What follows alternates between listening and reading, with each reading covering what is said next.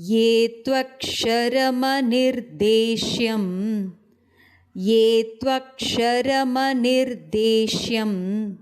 अव्यक्तं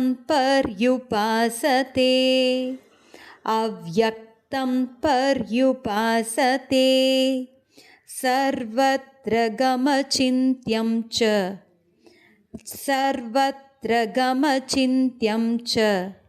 कूटस्थमचलं ध्रुवम्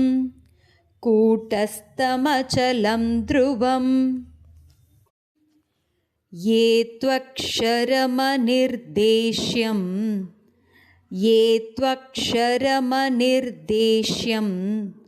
अव्यक्तं पर्युपासते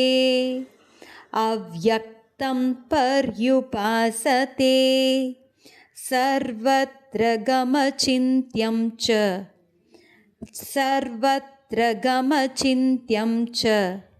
कूटस्थमचलं ध्रुवम्.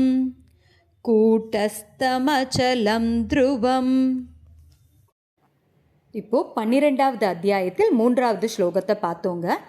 இந்த அத்தியாயம் தொடங்கியது அர்ஜுனனோட கேள்வியில் இல்லைங்களா? அர்ஜுனனோட கேள்வி என்னவா இருந்தது? உங்களை உருவத்துடன் பக்தியுடன் வழிபடுபவர்கள் சிறந்தவர்களா, அல்லது உருவமற்ற அழியாத பரம்பொருளை தியானிப்பவர்கள் சிறந்தவர்களா? இதுதான் அவரோட கேள்வியாக இருந்தது. அந்த கேள்விக்கான பதிலாக தான் இந்த ஸ்லோகம் அமைஞ்சிருக்கு. ஸ்லோகத்தோட பொருளை பார்க்கறதுக்கு முன்னாடி ஒரு சின்ன கதையை பார்த்துட்டு வரலாங்க.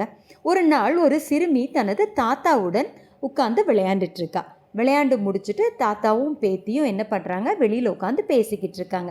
அப்போது தாத்தா கிட்ட அந்த பேத்தி கேட்குறா, தாத்தா இறைவனை நான் பார்க்கவே முடியறதில்லையே, அவர் உண்மையாகவே இருக்காரா இல்லையா அப்படின்னு சொல்லி கேட்குறா. அப்போ தாத்தா அவகிட்ட, நான் சொல்கிறேன்டா கண்ணா அப்படின்னு சொல்லிட்டு மெதுவாக கொஞ்சம் அங்கே காற்று அடிக்க ஆரம்பிச்சுதுங்க. அப்போ தாத்தா கேட்டார், அம்மா கண்ணா, இப்போ காற்றை உன்னால் பார்க்க முடியுதா அப்படின்னு சொல்லி கேட்டாங்க.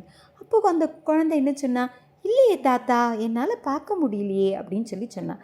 அப்போது தாத்தா திருப்பி கேட்டார், அப்போ என்ன அர்த்தம், காற்று இல்லைன்னு அர்த்தமா அப்படின்னு சொல்லி கேட்குறாரு.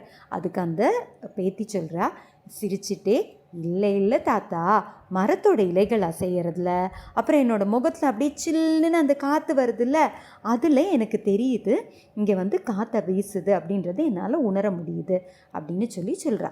அப்போது தாத்தா சொல்கிறாரு, கரெக்ட், அதே போல் இறைவனையும் கண்களால் பார்க்க முடியாமல் இருக்கலாம், ஆனால் அவர் தரும் அன்பு, அமைதி, தைரியம், கருணை ஆகியவற்றின் மூலம் அவரை உணரலாம் அப்படின்னு சொல்கிறாரு. அந்த நாள் முதல் சிறுமி இறைவனை பார்க்க வேண்டும் அப்படின்னு இல்லை, உணர வேண்டும் அப்படின்றத அவ கற்றுக்கிட்டாங்க. இப்போ இந்த ஸ்லோகத்தோட விளக்கத்தை பார்க்கலாமா? இந்த ஸ்லோகத்தில் பகவான் ஸ்ரீகிருஷ்ணர் உருவமற்ற பரம்பொருளை தியானிப்பவர்களை பற்றி பேசுகிறாருங்க. இறைவன் ஒரு சிலையில் மட்டும் இல்லை, அவர் எங்கும் நிறைந்தவர். காற்றை நாம் பார்க்க முடியாது, ஆனால் அதன் இருப்பை உணர முடிகிறது. அதுபோல இறைவனையும் கண்களால் பார்க்க முடியாவிட்டாலும் அவரது அன்பையும் அருளையும் வாழ்க்கையில் உணர முடியும். உண்மையான பக்தி என்பது வெளிப்புற தோற்றத்தை மட்டும் சார்ந்தது அல்ல, மனதின் தூய்மையுடனும் நம்பிக்கையுடனும் இறைவனை நினைப்பதே ஆகும். நன்றி.